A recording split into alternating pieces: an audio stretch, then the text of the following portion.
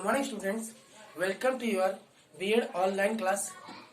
विज्ञान शिक्षण में जो कल पढ़ रहे थे, जो पीछे कक्षा में पढ़े थे, विज्ञान शिक्षण का संक्षिप्त इतिहास, क्योंकि बहुत बड़ा है, उसको हम लोग बीच में ही रोक दिए थे समय के अभाव में।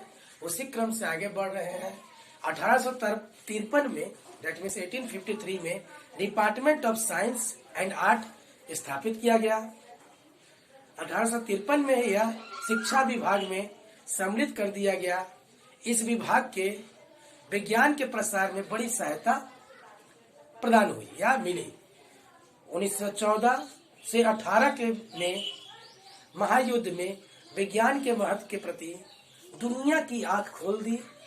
1916 में ग्रेट ब्रिटेन के प्रधानमंत्री जी ने जे थॉमसन के संवादित, जिसे कहते हैं, जिस इलेक्ट्रिक इफेक्ट जिसे कर सकते हैं, सभापतित्व के रूप में एक कमेटी बनाई, जिसका कार्य उस समय वहां के माध्यमिक एवं उच्चतर माध्यमिक विद्यालयों में विज्ञान की दशा देखना था। 1918 में थॉमसन रिपोर्ट प्रकाशित हुई, जिसमें विज्ञान का कुछ अधिक कोर्स माध्यमिक विद्यालयों में सम्मिलित करने का आदेश था। इसके अतिरिक्त उसमें विज्ञान अध्यापक परिषद बनाने की बात रखी गई थी। ठीक है। फिर जिसका कार्य स्कूलों के पाठ्यक्रम, परीक्षा पत्रों आदि के विषय के में विचार करना था। इस विज्ञान अध्ययन अध्यापक परिषद ने इस कार्य को भली भांति किया और इससे विज्ञान कार्य में काफी प्रगति हुई। 1933 में ईस्वी में शिक्षा बोर्ड ने सर वेल स्टेन्स की अध्यक्षता में माध्यमिक कक्षाओं में विज्ञान की जांच के लिए समिति नियुक्त की। इस समिति की रिपोर्ट 1938 ईस्वी में प्रकाशित हुई, जिसमें माध्यमिक विज्ञान के प्रति काफी आलोचना थी। कुछ समय बाद फिर शिक्षा बोर्ड ने यह कहा कि माध्यमिक स्कूलों के पाठ्यक्रम और परीक्षा पद्धति पर पुनः विचार हो जाए। इसके लिए उसने नारवुड की अध्यक्षता में एक समिति नियुक्त की, जिसने 1943 ईस्वी में अपनी रिपोर्ट दे दी। इस रिपोर्ट में स्कूल विज्ञान शिक्षा पर भी अपने विचार प्रकट किए। 1945 ईस्वी की अप्रैल से 1945 के अप्रैल एजुकेशन एक्ट लागू हो गया। इस एक्ट में भी टेक्निकल और वैज्ञानिक शिक्षा पर विशेष जोर दिया गया। अब हम बात करते हैं, तो पूरे विश्व की बात थी, अब बात रखते हैं भारतवर्ष में विज्ञान शिक्षा। भारतवर्ष में वैदिक काल से ही विज्ञान की शिक्षा दृष्टिगोचर होती है। भारत में की तत्कालीन रसायन विज्ञान का वर्णन अथर्ववेद में मिलता है। रामायण में संजीवनी बूटी का उल्लेख है। आयुर्वेद में मकर ध्वज, दैट मीन्स मरकरी सल्फाइड का उपयोग चला आ रहा है। महाभारत में कितने ही रसायन संबंध अस्त्रों का वर्णन है। गुप्त काल में चिकित्सा विज्ञान ने अपनी प्रगति की प्रकाष्ठा तक पहुंच गया था। फाहियान, योंगसान एंड इल्तुतमिश आदि चीनी यात्रियों ने भारतीय चिकित्सा विज्ञान की मुक्त कंठ से प्रशंसा की है। प्राचीन भारत की विश्व प्रसिद्ध शिक्षा संस्था नालंदा विश्वविद्यालय में प्रत्येक विद्यार्थी के लिए चिकित्सा विज्ञान का अध्ययन करना अनिवार्य था, या कह सकते आवश्यक था। 6वीं शताब्दी में चरक, सुश्रुत तथा 9वीं शताब्दी में नागार्जुन जैसे प्रसिद्ध रसायन शास्त्रों के उल्लेख मिलते हैं। इसी समय के चिकित्सा शास्त्र में हरक्सिस, तुतिया, कास्टिक सोडा, कास्टिक पोटास और 6 धातुओं के ऑक्साइड के उपयोगों का वर्णन मिलता है। कुतुब मीनार के पास बड़ा लौह स्तंभ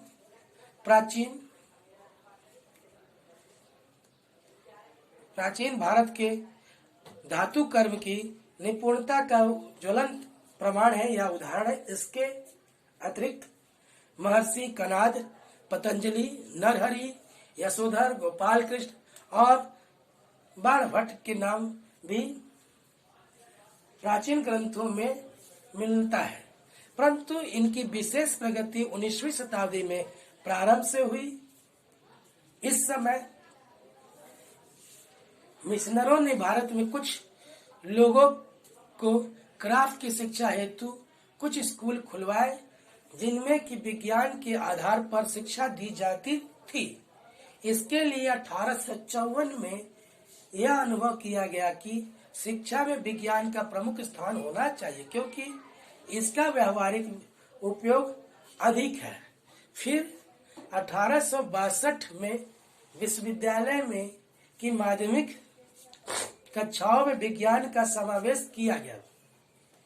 डॉक्टर महेंद्र पाल सरकार ने विज्ञान प्रेम से प्रेरित होकर सन 1876 में Indian association for the cultivation of science की स्थापना की, जिसका उद्देश्य विज्ञान की हर एक शाखा के अनुसंधान की सुविधा प्रस्तुत करना था।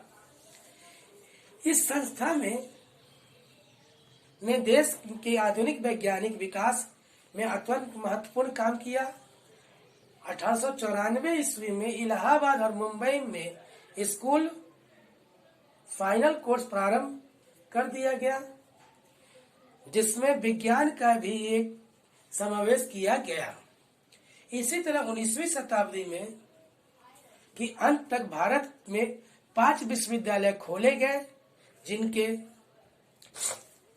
जिनमें तमिलनाडु के अतिरिक्त सभी में विज्ञान की कक्षाएं खोली गई, परंतु विज्ञान की उच्च स्थान के लिए विद्यार्थियों को उच्च शिक्षा के लिए विद्यार्थियों को विदेश भेजा जाता था।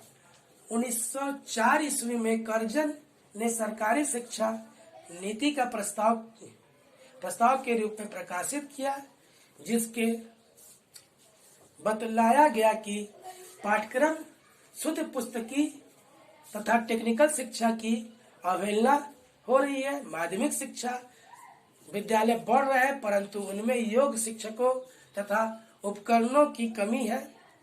इसी दशा को ठीक करने के लिए कुछ सहायता अधिक दी गई। विदेशों से बड़े विद्वान जैसे प्रोफेसर आर्मस्ट्रांग आदि ने को नियंत्रण देकर भाषण करवाए, जिसमें विज्ञान शिक्षा का स्तर ऊंचा हो सके। इसी प्रकार 1905 से 1917 तक विज्ञान के क्षेत्र में कुछ उन्नति अवश्य हुई, परंतु फिर भी चिकित्सा, कृषि, पशु चिकित्सा आदि पर कोई विशेष ध्यान नहीं दिया गया। इसके बाद प्रथम विश्व युद्ध प्रारंभ हो गया, जिसके कारण विज्ञान के प्रति प्रगति रुक गई। इसके उपरांत कलकत्ता विश्वविद्यालय आयोग की सिफारिशों के आधार पर माध्यमिक शिक्षा में प्रगति हुई तथा इंटरमीडिएट कॉलेज विज्ञान, कला, चिकित्सा तथा इंजीनियरिंग की स्थापना हुई। यह प्रगति निरंतर चलती रही जब तक कि द्वितीय विश्व युद्ध प्रारंभ हुआ।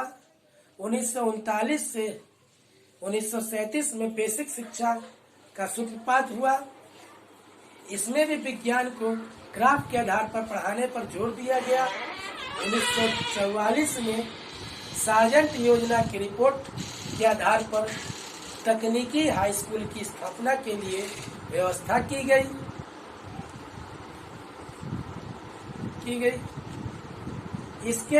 जिसमें विज्ञान तथा कृषि विषयों पर विशेष बल दिया गया।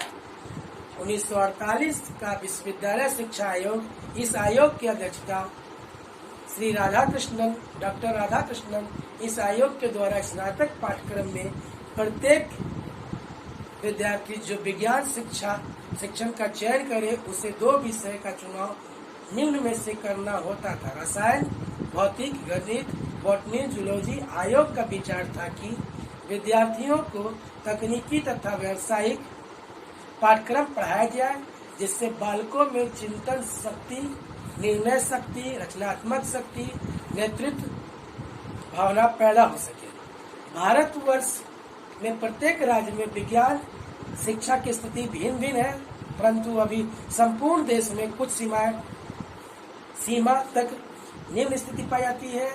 इसी पर हम कल चर्चा करेंगे, जो हमारा दूसरा टॉपिक रहेगा। भारतवर्ष में प्रत्येक राज्य में विज्ञान शिक्षा की स्थिति जो भिन्न भिन्न है, उसी पे करेंगे। धन्यवाद।